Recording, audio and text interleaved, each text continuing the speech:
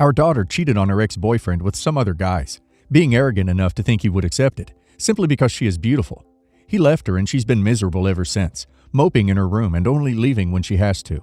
She's moving into her own apartment next month, having saved up enough money, and I'm honestly worried about how she'll be when she moves. I love her because she's my daughter, but I also think she did this to herself by cheating on him.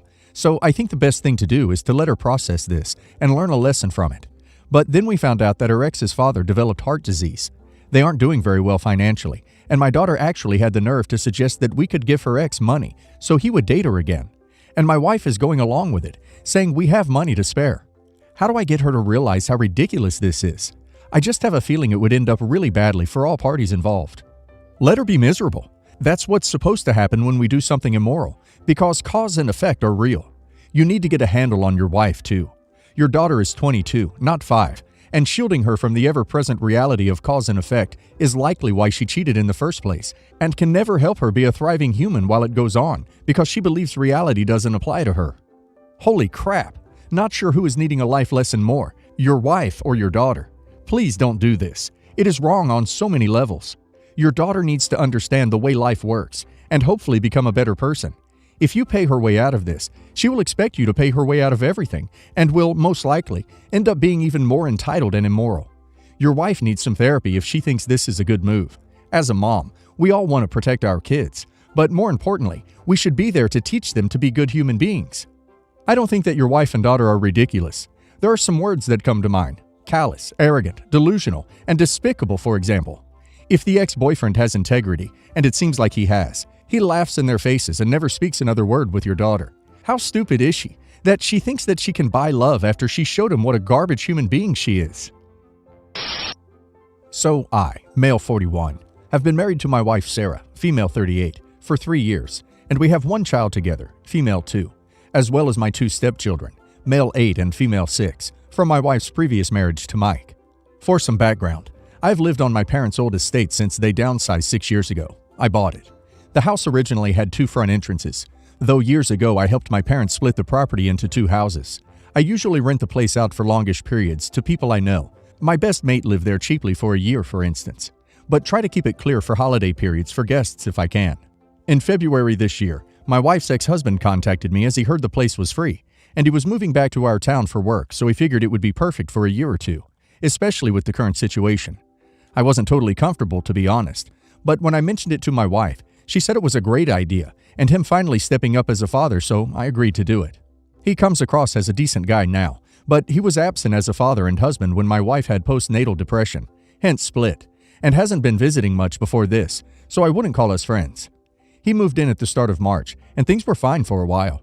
He used the garden a lot over the summer with the kids and would pop in sometimes for drinks and snacks, but that wasn't something I ever had an issue with. Since it started getting colder, though, he is constantly in my house, like zero boundaries. He comes over for everything, from having dinner with us all but 1 day a week, to stealing my razors, to watching films because we have more streaming services. I offered the login. I caught my wife doing his ironing recently, and she said he paid her, so she didn't mind doing it, but I still think it's weird and intrusive. When he is at home, he's pretty loud. He plays music whilst working, and constantly seems to have women over, which I just think is so inappropriate when it sounds like a brothel next door, for duck's sake. I'm at the end of my tether now, because he spent Christmas Day with us despite saying he would visit his parents, and my wife told me today that he's coming over to toast the New Year too. I know it's good for the kids, but he basically lives here, and I hate it. I've tried to politely discuss boundaries with him, and he laughs it off, cuts back for a few days, then goes back to normal, so it's not as if I haven't tried. My wife is keen for me to keep going as we are, because the kids love having their dad around, which I get, but ultimately, their parents are divorced, and Sarah is my wife now. We were perfectly happy before. As it is, I feel like my wife is split between 2 families rather than my stepchildren. I know that doesn't sound great, but it's the only way I can explain it. I've mentioned evicting Mike a few times to my wife, so this shouldn't be a shock to her, but I've never been this close. Would I be the a-hole if I did it? It was a bad idea to let him live there in the first place, but that is water under the bridge. Discuss this with your wife, tell her your reasoning, and agree upon an end or move-out date to give him. If he balks, eviction is in order. Not the a-hole. No good deed goes unpunished. Edit. It is not like he will move to another city, just his own place nearby. You should have listened to your instincts. That's not what's best for your marriage or the children either. Children need structure and order. I don't think you can just evict people anymore. Good luck on that one. Better get an attorney. Not the a-hole. Ultimately, it's your wife that needs to put her foot down and tell him that your home is not his home. He rents a totally different part that is his home, and he needs to respect that you can hear him in his place, which affects your home. The kids shouldn't have to hear that kind of stuff. He's the a-hole for obvious reasons. And I'm giving you a light one because with the information you've given, it sounds like you've only talked to your wife about evicting him, and now she's giving him too much leeway. You've brought up some great points to us, but again, from the limited information, it doesn't seem like you've mentioned it to her. You need to sit down as a married couple to discuss this seriously. If you need to do it with a counselor to make sure communication is kept on track, it wouldn't be a bad idea. Once you're on the same page, you both need to sit down with him and tell him if he can't respect your family in terms of noise, and not only entering your home, but using your stuff as his own, then he needs to find his own place. My friend had his wedding last weekend, and I was a groomsman while my girlfriend was in the bridal party. My friend is a man who is 5'6", so needless to say, he has issues regarding his height. The rest of us groomsmen range from 5'7" to 6'2", so we are all as tall, if not taller than him. He has less of an issue with this, but he did have issues with the height of the bridal party. My girlfriend is a taller gal at 5'8", and the rest of them are between his and her height. During his wedding, he decided he wanted to look a bit taller, so he bought shoe insoles that made him 2 inches taller. This was partially driven by the desire to not be shorter than any women up in front. He also wanted for none of the bridesmaids to be in heels. He wanted them all in flats, as that would keep them all shorter than him. His wife didn't necessarily agree with this, so she didn't make it a requirement in their outfits to wear flats. So he tasked the groomsmen with talking to the ladies and getting them to wear flats. All of them agreed, except my girlfriend. She said she picked out heels to wear just for this day, and she was gonna wear them. I tried to point out that there will be other chances, but this guy only has one wedding, and the nice thing to do is just appease him. She said that she listens to the bride, and she, the bride, says she can wear heels, so she will. I tried my best to convince her to just wear some flats, but she wouldn't listen. Eventually, it got too close to the day, and while my girlfriend was practicing and one of the heels mysteriously broke, and it was too close to the day to get an exact replacement, so she was stuck in flats. So as you may have guessed, it was me. And I know it was ducked up, but I'll pay to replace it for her. She didn't find out until I told her after the wedding, and she of course was not happy. She said I was policing her outfit for my insecure friend, and that she wanted to look good that day. I don't think I did anything wrong, as I stopped her from ruining his wedding for him. Am I the a-hole? You're the a-hole. You literally are policing her outfit for your insecure friend. What's more, you destroyed something she owned and valued. Even if you pay for the shoes, she likely won't be able to find the same ones again. This isn't okay. And no, one bridesmaid being a couple inches taller does not ruin a wedding. Oh my goodness. You're the a-hole. Good grief. So you destroyed your girlfriend's shoes to appease your friend? Your friend needs to get over being threatened by tall women and his insecurity complex. And not only that, you're coddling him and essentially telling your girlfriend that the bride is less important than the groom. Bride clearly thinks her husband's insecurities are ridiculous too, if she doesn't care what they wear. And the groom clearly lost the battle with the bride, which is why he was recruiting the groomsmen to do the dirty work. Everyone sucks here. He needs to get over his height issue. But at the end of the day, your girlfriend is the biggest a-hole. It's his wedding too, and what he wants matters. I don't know why people will be up in arms defending a bride, but a groom can't want certain things for his wedding?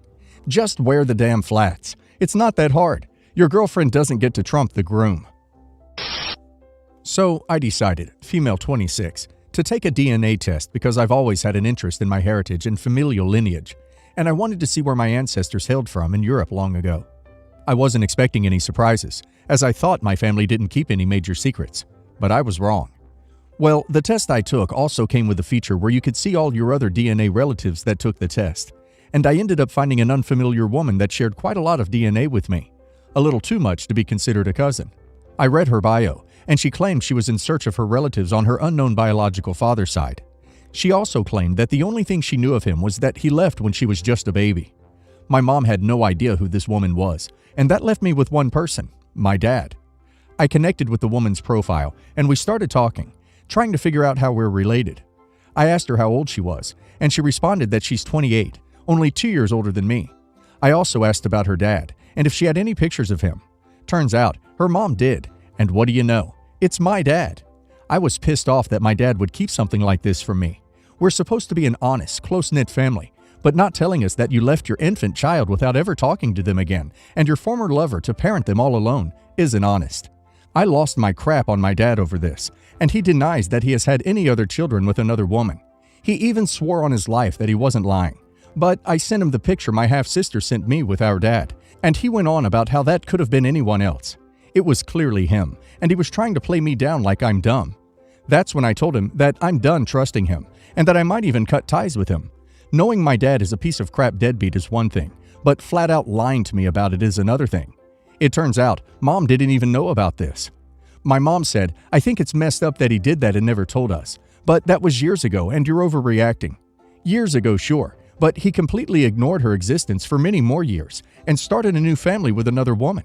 My siblings are on my side about this, but everyone else says I'm going overboard. Am I the a-hole? Not the a-hole. I had something really similar happen to me too, and what little trust I had of this parent was completely gone when I found this out. The fact that your dad continued to lie with the picture and DNA proof being brought to him is egotistical, and I do not blame you for feeling the way you do. Your mom also had an odd way of reacting to this development. Not the a-hole. As his children, it must be super subversive because that means he can have a child, know he has a child, and still lie about the child and deny its existence. Like, I would think, could he have done this to me? I wouldn't be able to trust him either, and I don't understand how your mom can. Not the a-hole. Maybe he made this mistake years ago, but lying and attempting to gaslight you into believing that he couldn't possibly be the father is a pretty recent occurrence. I would have been more inclined to suggest that you forgive him if he had been somewhat regretful and apologetic. Instead, he doubled down. I, 30 female, dated a guy, 30, in high school. Nothing serious, and remained friends for years after, and especially through his engagement. No romantic feelings remained for either of us, but we still hang out. Ironically enough, ballroom dancing is our thing. I know. I recently attended their wedding, and there was no drama. Anyways, after the wedding, the couple and I discussed how we would both be in Miami, me to see a friend, and they on their honeymoon, and I suggested we spend a few days together before they boarded a cruise for the second part of their honeymoon. When I arrived in town, I called him up, and the three of us spent 3 days together. I had a great time. After they boarded, I spent time with my friend in Miami and left. The next week, I was speaking to my sister. She's much older, we don't talk that often, but she was in town and casually mentioned about Miami and my ex. She blew up at me and said it was extremely inappropriate that the guy would invite me, his ex, to his wedding, let alone I would join them for multiple days on their honeymoon. I explained everyone was fine with it and she should cool it. Anyway, we had a huge fight and just saying how gross I was, even though the guy and his wife and I enjoyed each other's company. She asked if it was a threesome situation, and I said she was being vulgar, and of course it wasn't. I admit it's odd, but didn't think there was anything inappropriate since everyone seemed cool. But am I the a-hole? Edit. A couple clarifications. 1. Wife was totally cool. Yes, I'm closer with the husband, and we obviously have a longer history, but she never expressed any annoyance. 2. No, I didn't ditch my friend. In fact, she joined us on one of the days. 3. This was arranged before the wedding. Yes, I called when I got there, but only because this was already planned. You're the a-hole. You didn't just join their honeymoon. You joined it for 3 days. While it's always possible everyone was cool with it, as you say, it's more likely that one or both of the newlyweds would have preferred more alone time. I think it would have been best to just meet them for a single dinner and bow out of doing other things together, even if they acted cool about it. You're the a-hole. How in the world did you ever decide it was okay to suggest to them that they spend their first 3 days of their honeymoon hanging out with you instead of, getting to be newlyweds on their honeymoon? You're the a-hole. This is a honeymoon. You gate-crashed a honeymoon. You were the one that suggested the plan, put it in motion, made it happen. They were probably too polite, nice, or confused to say a solid, "What the hell?" Or maybe your personality is so strong and forceful, they didn't know how to say no, and you brushed it aside. Maybe everyone did want to share the honeymoon, in which case the throuple comment isn't off base. It's widely unusual to share a honeymoon with your ex. So is your ex still involved somehow?